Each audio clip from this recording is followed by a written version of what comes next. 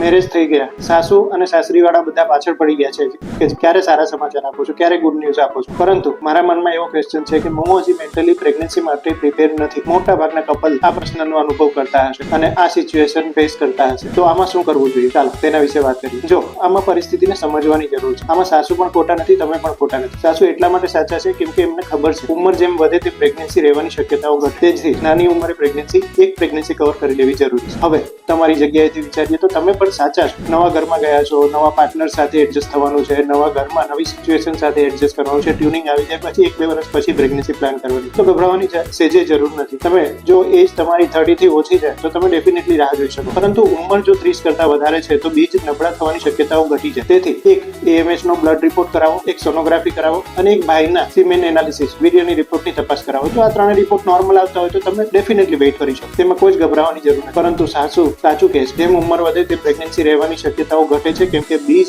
અને વીર્યની ગુણવત્તા 30 ની ઉંમર પછી ઘટવાની શરૂઆત થાય. Thank you.